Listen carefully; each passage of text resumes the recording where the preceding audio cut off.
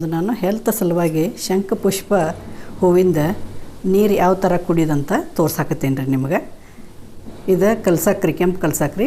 ಇದು ಒಂದು ಚಮಚೆ ಕಾಮಕಸ್ತೂರಿ ಬೀಜ ಮತ್ತು ಜೇನುತುಪ್ಪ 3 ಬೇಕಾಗ್ತೈತೆ ರೀ ಇದಕ್ಕೆ. ಇದನ್ನು ಸುಡು ನೀರೊಳಗೆ ಇದನ್ನು ಹೂವು ತೊಗೊಂಡು ಬಂದು ಸ್ವಚ್ಛಂಗೆ ತೊಳೆದು ಹಿಂದಿನ ದಿಂಡು ತೆಗೆದು ಇಡಬೇಕು ರೀ. ಮತ್ತು ಸುಡು ನೀರು ಹಾಕಿ ಮತ್ತು 1 ಸ್ಪೂನ ಕಾಮಕಸ್ತೂರಿ ಬೀಜ ಮತ್ತು 1 ಕಣ್ಣಿ ಕಲ್ಸಕ್ರಿ ಮತ್ತು 1 ಸ್ಪೂನ ಜೇನುತುಪ್ಪ ಹಾಕಿ ತಿರುವಾಡಿ ಮುಚ್ಚಿಡ್ಬೇಕು ರೀ.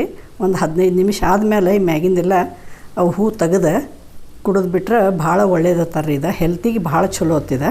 ನೆನಪಿನ ಶಕ್ತಿ, BP, ಶುಗರ್, ಹಾರ್ಟಿಗೆ ಎಲ್ಲದಕ್ಕೂ ಭಾಳ ಒಳ್ಳೇದಂತಾರೆ ರೀ ಶಂಖಪುಷ್ಪದ. ಮತ್ತು ಇದೆಲ್ಲ ಎಲ್ಲ ಕಡೆಯೂ ಬೆಳಿತೈತೆ ರೀ ಇದು. ಮತ್ತು ಎಲ್ಲರೂ ಸಿಕ್ಕರು ನೀವು ತೊಗೊಂಡು ಬಂದು ಇದನ್ನು ಕುಡಿದು ನೋಡಿರಿ, ಭಾರಿ ಹೆಲ್ತ್ ಬೆನಿಫಿಟ್ ಐತಿ. ಕೂದಲಕ್ಕೂ ಭಾಳ ಚಲೋ. ನೋಡಿರಿ, ನೀವು ಟ್ರೈ ಮಾಡಿರಿ.